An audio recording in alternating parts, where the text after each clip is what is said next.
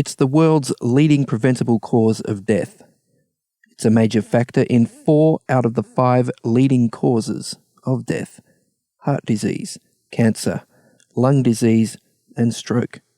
It causes about a third of heart disease and cancer, and most emphysema. I'm talking about smoking. Yes, rates of smoking have been going down in Australia in recent decades, but if you thought that the battle against tobacco has been fought and won, you'd be wrong. Dead wrong. And if you're a non-smoker, thinking that this issue has nothing to do with you, you need to listen up and think again. This is Signs of the Times Radio with Kent Kingston.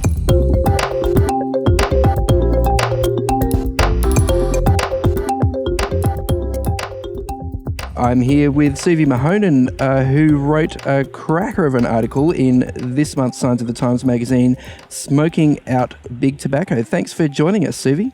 Oh, my absolute pleasure, Kent. Thank you so much for having me. And I might jump in there and say that your article, Death Trade, was also extremely well crafted and really hit home just how bad this problem is. So thank you. Thank you very much for the opportunity to chat with you today. Well, there you go. We can congratulate each other. We're both wonderful. And yeah, this month, the month of May, does conclude with World No Tobacco Day on May the 31st. So hence our focus on tobacco and tobacco-related issues in this month's Signs of the Times. But what I was really impressed with, Suvi, is that you got hold of Dr. Bronwyn King and heard some of her story as a part of your article. Would you be able to tell us a little bit about Dr. Bronwyn King? Yeah, she's absolutely amazing. Like, her story was really, really inspirational. I really enjoyed speaking to her. I actually spoke to her a couple of times.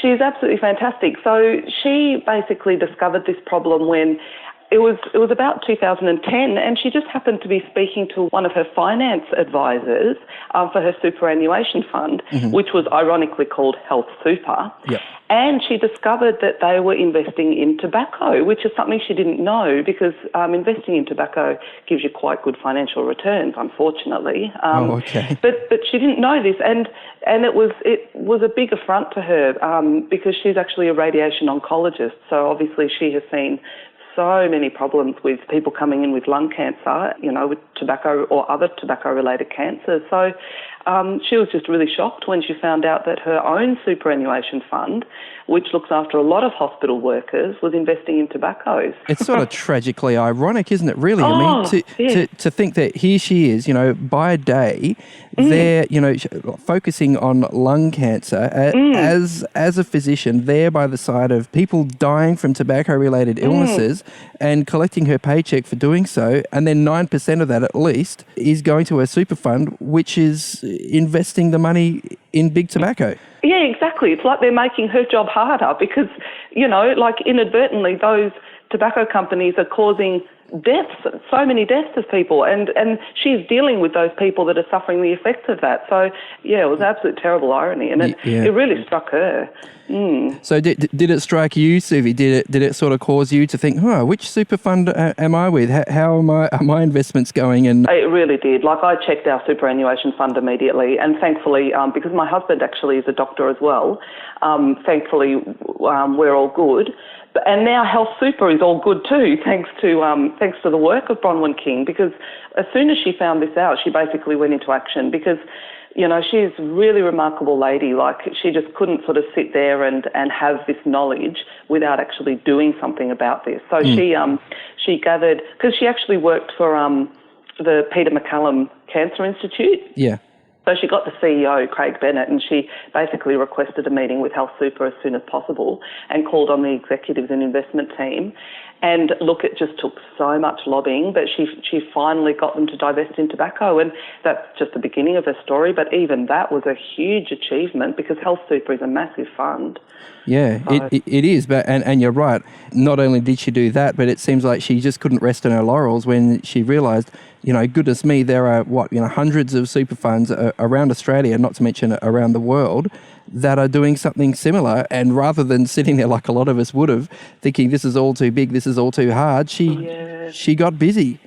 Oh, that's exactly right. Like, it's just amazing. And that's the funny thing for an activist like Bronwyn King, obviously, you win the battle with Health Super, but instead of sitting around and thinking, like you said, this is great, I've sort of won, it was like, actually, if I can change one superannuation fund, why not other financial institutions as well? So it was kind of like that victory was sort of a double-edged sword, because it was absolutely fantastic, but it just opened the door to basically her life's work now. Like, she devotes most of her time to this, and she does still work as a radiation oncologist as well. But I mean, she has set up now tobacco-free portfolios, but it's certainly not funded very well, and it's basically largely a labour of love for her. But she's really devoting her life to this now, because she's still got a lot of work to go, even though she's done remarkable things. Well, she has. I mean, you said in your article, Suvi, that Australia has about 344 non-self-managed super funds, and she has managed to convince 41 of those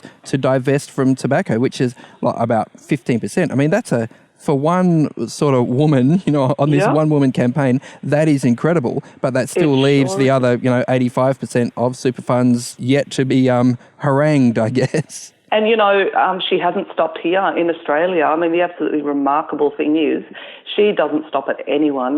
She lobbies the world's biggest financial institution. Just the absolute peak of last year's sort of wins was convincing PNB Paribas. It's actually the world's seventh largest bank. It's a huge organisation. And she did this, she emails the CEO, she just keeps at them. And in at one point she said, I never take no for an answer. I just see it as not yet. Okay. Wow. Yeah, so she will stop at nothing. She's really doing good work. It's unbelievable. Yeah, it really strikes me, Suvi, that in some ways the time is right for this conversation, in Australia especially. We currently have this Royal Commission into the financial services and banking industry, a lot of those guys are ending up with serious egg on their face, when it comes to, putting profits and shareholders before ethics and their customers. And I just really hope that the moment is right for them to look at these sorts of issues too. It's just incredible. And, a lot of people in sort of Western countries think we're winning the war on tobacco, and because there has been a significant drop, in a lot of first world countries with the smoking rates. But it's very interesting that seems to have plateaued, at least in Australia. Yeah. Like I spoke to a university professor at the New South Wales School of Public Health and Community Medicine. And so that's actually really alarming. And what Bronwyn King actually told me, this is a very good point, she said, well, that's fine that our smoking rates are dropping, but what our young people are doing is on their gap years, they travel to places like Indonesia. You focused on Indonesia in your article. Mm-hmm. They go on safari in Africa, and they go to all these exciting places. And guess what? Over there, the smoking rate is massively high. They're over there for a year, travelling, enjoying it. They sort of get that culture imbued into them. They might take up smoking over there, and then they come home and they're addicted, because nicotine, all you need is a few hits of that and you're addicted, and it's designed that way. So that's the danger. Our young people are travelling, and because we've got such a global culture now, it's such an open world. Yeah, boy, I'd honestly never really thought of that. So obviously over the last few years, I remember when I was a kid, there used to be tobacco advertising in sport, and you'd see billboards up around the place. And that just stopped in the 80s, and that seemed to be the first of a number of changes that has been, very closely related to a decrease in smoking rates in Australia. And in fact, the international community has looked at us in Australia and said, what you guys are doing is leading the way, and the rest of the world needs to take notice of what Australia is doing and basically do the same. So apart from tobacco advertising, reducing that, what are the other key strategies that we've seen put into place in Australia that has achieved this, that perhaps the rest of the world should be taking on? The plain packaging has, that was interesting. One article I read just the other night on this issue did say that they did some research or something after that initiative was brought in. The government does this routinely, so when they bring in some new initiative like that, they'll actually then review it, I think, to see the effectiveness of it. Yeah. And it was determined that, yes, the plain packaging laws and the fact that now the boxes that you buy cigarettes in have got those health warnings and those graphic pictures, they actually have made a difference. So I think if other countries do adopt those. But, of course, then reading the Philip Morris files that Reuters put out, of course they're really fighting back against that because they know that that's effective. They know that it's not as nice to buy a box of cigarettes with a graphic photo of someone's throat ravaged with a big cancerous lump or tumour there. Funny that. Yeah. So that's an initiative that's really helped. And I think just making it more expensive, higher taxes on cigarettes. Okay, and I guess you probably would have noticed that there, like on the Gold Coast where you are, it's a big tourism area. And several years back when we started bringing in all around Australia in various states, these laws that smoking would now not be in restaurants or bars or even poker machines there, that would have been a massive battle in the Gold Coast, I imagine. Oh yeah, definitely on the Gold Coast it would have been a huge battle because we get so many overseas visitors and even apartment living. It's really interesting, because in Australia and across the world too, we're moving into apartments. The trend is to sort of make our cities more compact to reduce urban sprawl, and so more and more of us are living in apartments. A new battle that is emerging now is whether or not you can smoke on your private balconies, because when you're in an apartment building like we are, that really impacts if you're not a smoker. So if our neighbours downstairs smoke on their balcony, that just drifts up to our balcony and really, really affects us because it's very close quarters. So that's something new that's just coming through, and that's being fought. The people that want to ban smoking on private balconies are very passionate about that issue, but at this point, I think the people that want to smoke on their private balconies are winning that war, but I can see that that's going to change too because it really impacts on people, that secondhand smoke, Yeah. I mean, it can be deadly. Like you said in your article, it can actually be deadly.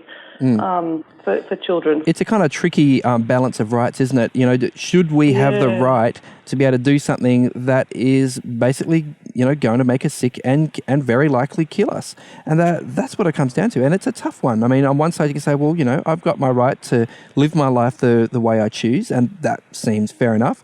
But then you think, well, there is like you mentioned, the secondhand smoke issue. But then there's the issue, well, all of us are paying taxes and then have to, pick up the tab for all these tobacco-related illnesses, in hospitals and going through the health system. But I guess if we start thinking like that, playing the blame game like that, I mean, who knows where it's going to lead? If someone's sick, surely they just need help. It's a tough one. It is a real tough one. It is a massive tough one. I mean, what do you do? I guess if you really boil that down to it, you could think, well, I guess if you're going to go down the rights path, then, should you be allowed to grow a nicotine plant in your backyard and just sort of use it for your own uses? A tobacco plant. Because your tobacco plant, sorry.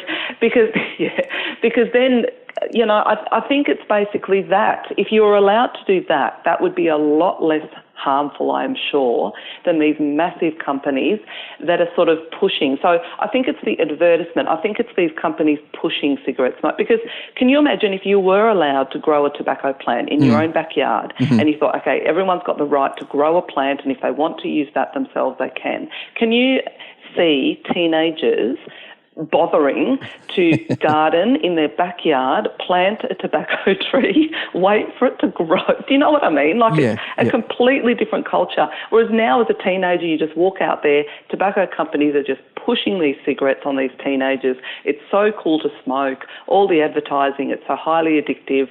I think that's where you really got to look at it. It's these big companies that are pushing this product that literally kills people. Yeah, sure. And I mean, you mentioned in your article that the danger of becoming judgmental towards smokers. In your article, you talk about crossing the street in the company of a young woman who's smoking, and of course, the side stream smoke is not a nice smell if it's not something you're used to, and it's very easy to look down on smokers. And I think smokers feel that they feel the social disapproval slowly ratcheting up, and they resent it to a certain point.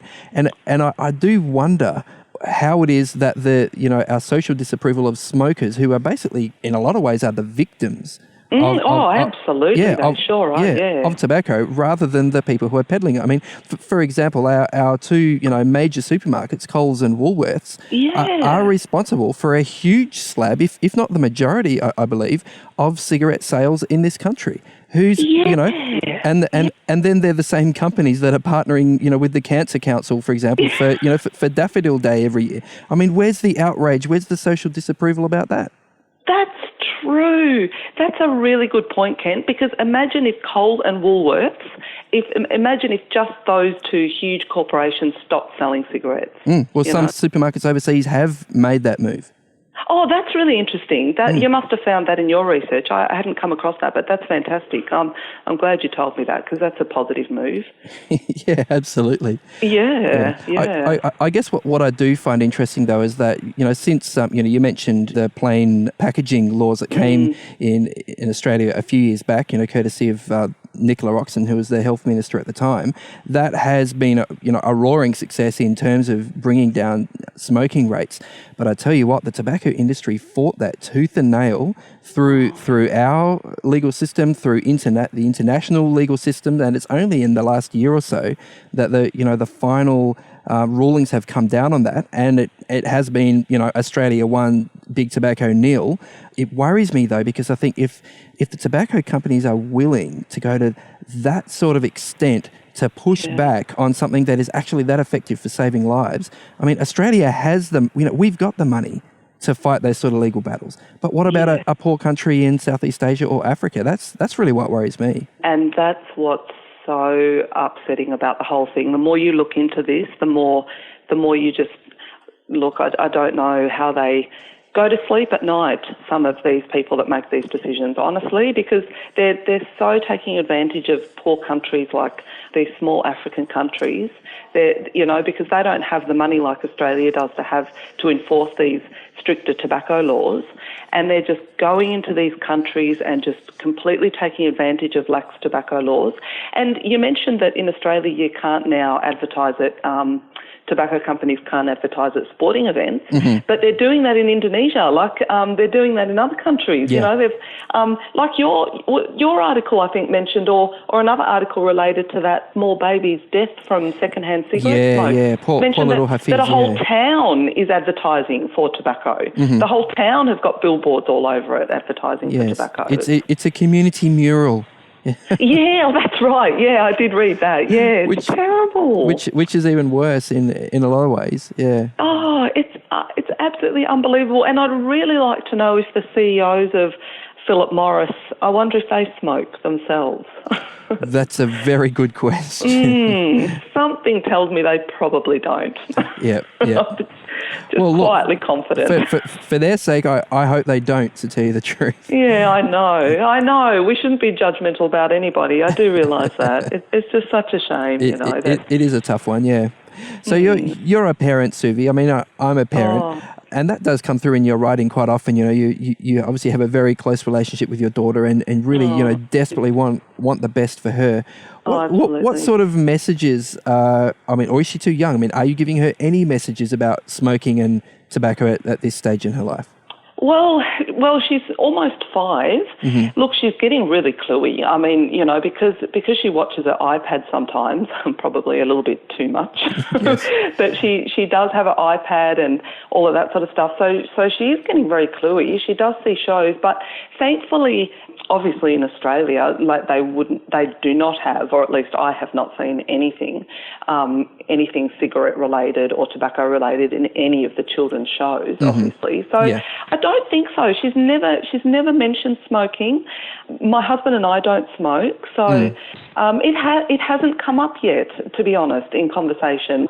So far, it's been more sort of focusing on trying to teach her good eating habits, you know, the importance of eating fresh fruit and vegetables and exercise. So we've sort of been focusing on that. So to be honest, that conversation hasn't come up yet. But, yeah, okay. Look, I'm sure it will. And it was interesting. I actually asked Bronwyn King, because she's a parent too of small children, and I said, you know, what's your advice? And she said, look, you certainly should sort of educate young children and, you know, about the dangers of smoking. Yeah. But she says another really good thing is to really focus on engaging them in sports, healthy eating, because she says, you know, if kids are in a sporting culture, there's actually less room to sort of pick up smoking, because Sure. Can you imagine, you know, if your kids are in a sporting team or whatever and they're trying to do really well, they've sort of got a healthy focus there. So that's sort of her advice. The fact is, and I've found this in Australia, that smokers in Australia tend to be incredibly considerate people, and they have, to a large extent, you know, humbly accepted, you know, their role as the pariahs of society, and will go away from everyone else and go to a quiet spot to, you know, to have their smoke, and will quite ironically describe them as, you know, coffin nails or whatever, knowing that they're doing themselves harm. But I guess I do wonder in family or friend situations, you know, at a barbecue or something like that, you know, are there still situations where we're coming across a situation where someone wants to smoke at a family or friends event like that, and you think, oh, you know, my kids are here, or yeah, I mean, it's sort of hard to know how to deal with that in a polite way sometimes, isn't it? Yeah, look, I agree. And look, before I read your article, I didn't realise that it could actually cause a baby's death in such a short time, like that secondhand smoke. I didn't realise quite how dangerous it could be. And just when you mentioned that about, you know, the sort of the pariahs of society and sort of feeling bad already, that's what Bronwyn said, you know, that it's a real pity, because she said a lot of the smokers in Australia grew up in that time, like they became addicts during that time when advertising was prolific, and when everybody was pretty much smoked, yeah. And so then they got addicted to that, and that just became a real problem. And from then on, yeah, like you said, they've sort of become victims of that, very much so. And so then we sort of all blame them for being addicted to smoking, but it was at a time when sort of pretty much everyone smoked, and it's very hard to quit smoking. Yeah, yeah. Or so I'm told. Yeah. And I think I remember also reading Bronwyn King saying that it's very easy to, you know, have a big fundraiser for, you know, breast cancer or, you know, prostate cancer or something like that, and it's pink ribbons and celebration and everyone dressing up and, you know, remembering those people close to them who've died. But when it comes to lung cancer, it's sort of this, you know, secret shame. You know, no one's running big fundraising efforts for the victims of lung cancer. I know, and then often their family members are angry at them too, because I guess it's seen as something that, well, you know, if you'd just been able to quit, you brought it on yourself, yeah, that sort of thing. But it's a real shame, because I mean, Bronwyn King's sort of going after the big tobacco companies, and I do think that they're very much responsible. They really are for this. Especially when you read something like the Philip Morris files, to see exactly what lengths they're going to keep their product out there. It's incredible. Absolutely, certainly, yeah. And we would encourage our readers to, you know, jump on Google and check that out. Reuters has produced the Philip Morris files, a series of articles that, is quite sobering, quite interesting. But I guess in terms of the practicalities for us, I think Bronwyn King has really led the way, and that's to say, well, look, all of us who are wage earners in Australia have to put a compulsory, 9.5% super via our employer into a superannuation fund. That money is invested on our behalf. It's our money. We will, then get it, when we retire, we'll get that money back. Hopefully it would have grown in that time and will allow us to, have a prosperous and comfortable retirement. But if that money has grown, at the expense of people's health by investing in big tobacco, that's sort of, is blood money too strong a word to use? And I really don't think so. I think that's a really good, it's so true. We really do. We really do have a responsibility, and that's one way we can certainly help. And I'll just let readers know here, it's in the article that the Signs is publishing, but Australian Super is tobacco free, Telstra Super is tobacco free, OP Trust well, that's a large Canadian pension fund, but they've dropped tobacco as well. Yep. Obviously, our Health Super is tobacco-free. Yep. So what readers could even do is get on the Tobacco-Free Portfolios website, and they can actually find out all the superannuation funds in Australia that are tobacco-free now. Okay. And if they're in one that does still invest in tobacco, they could either write to their portfolio managers, write to the CEO of that company, or they can possibly look at swapping superannuation funds and support one that's tobacco free. Yeah, well, I think that's fair enough, Suvi, because let's face it, how many of us got our first job at 16 or 18 or 19 or whatever, and we were with an employer who just said, this is our, default super fund, and and it just went, it was set and forget, and then, you might have moved to another job and got a second default super fund and a third default super fund.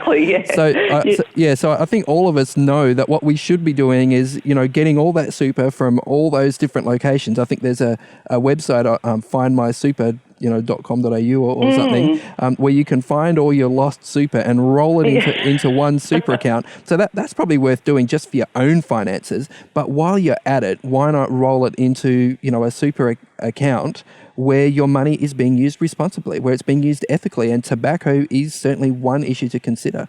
And I know there are a number of super companies have, ethical investment options. There are a number of super companies that focus exclusively on ethical super and ethical investing. So, the options are out there, thank goodness. It's just a matter of getting some of that boring paperwork out and making a few phone calls and filling out a few forms and and getting it sorted. Yeah, exactly, and that's a huge thing that you can do. That really does make a difference, because, like Bronwyn King said, she's one woman and she's got more people on board now, but she just started this and she just wasn't going to let up. And she says, each individual person, if that's all we do, move our money to a superannuation fund that doesn't invest in tobacco. If that's all we do, that's still a huge thing that everybody can do. Every single person can do. Money talks, as they say. Well, it certainly does. It sure does. Yeah. So. Yep. And you've been talking to us too, and we really appreciate it, Suvi Mahonen. Thanks so much for your time today and for your article. Oh, thank you. Thank you for the opportunity, Kent. It's really always a pleasure to speak to you, and all the best. Today's episode was based on an article appearing in this month's Signs of the Times magazine. A subscription is just $26 for 11 issues a year.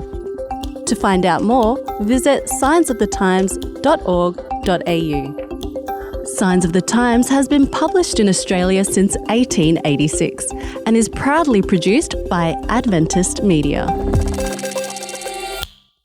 This is an Adventist Media podcast.